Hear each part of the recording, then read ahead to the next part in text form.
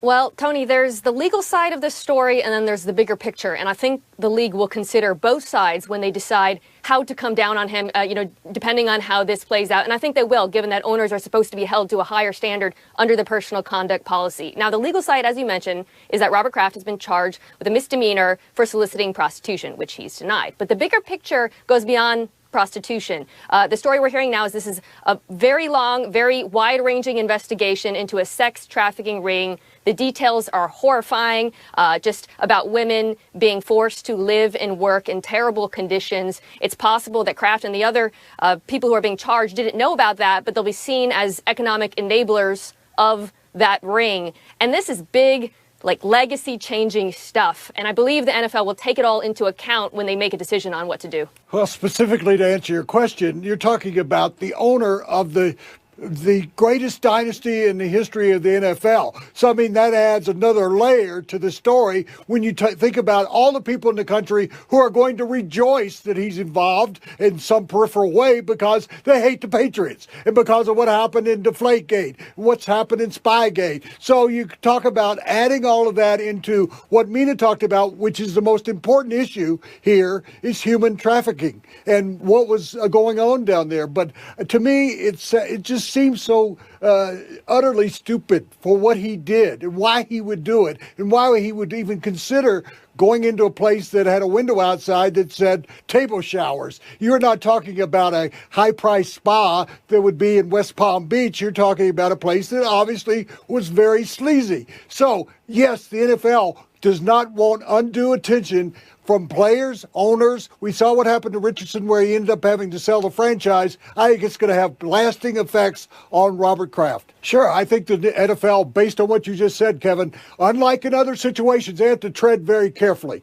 No rush to the judgment. That you investigate this, work with the police authorities, you find out what size this story is and how it develops before you start making any kind of statements. We saw what happened in the Rice case. We've seen what has happened with Kareem Hunt. We need to actually slow this down, make sure that you get everything right before you make any kind of pronouncements or announcements in regard to what's going to happen as a result. I think I would be exasperated and maybe hopeful that possibly that there is some mistake, because if Robert Kraft is denying it, there is still this possibility out there. I think we put a lot of faith in law enforcement and assume that they would not come out with this information unless they feel very strongly about it. But maybe that confused. Maybe it was someone else, another old white man.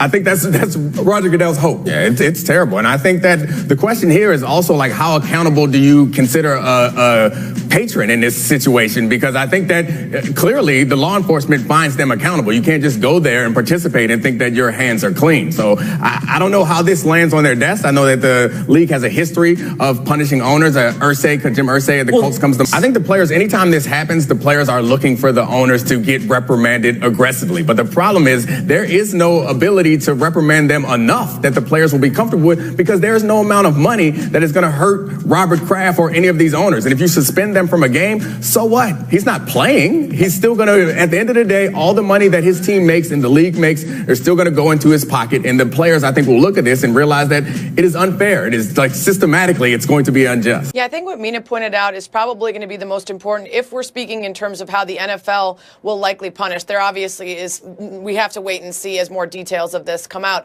But there is video, according to investigators, of all of the people that were involved in this sting.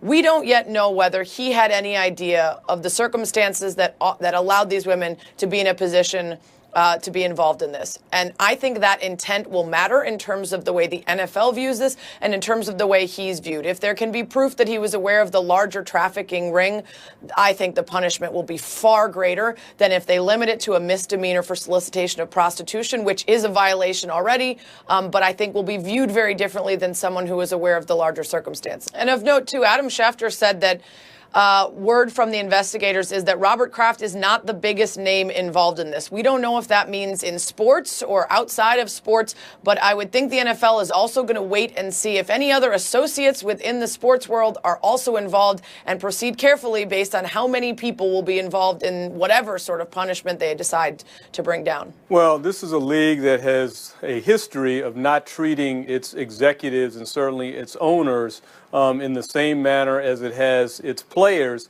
when it comes to transgressions of the law. So it'll be interesting to see whether or not and how the league comes down on Robert Kraft if, in fact, all of these allegations prove to be true. But the bigger picture here is obviously human trafficking. The fact that this is a global scourge, that there are hundreds of thousands of people, 75% of whom are women and children in this country, who find themselves in this dregs of society. And I might say this: no matter where you live in the United States, you've probably read of stories like this in your own community. And what these stories have been episodic. But the one thing that sports does when it comes to issues like this is it gets rid of these being episodic stories, and all of a sudden, this is a national story. So this is an opportunity once again for the NFL, just as it had with domestic violence, to make a statement about this issue to the entire country, because the entire country, for the first time, is really going to be looking at this issue unlike they have looked at it before. We'll be right back.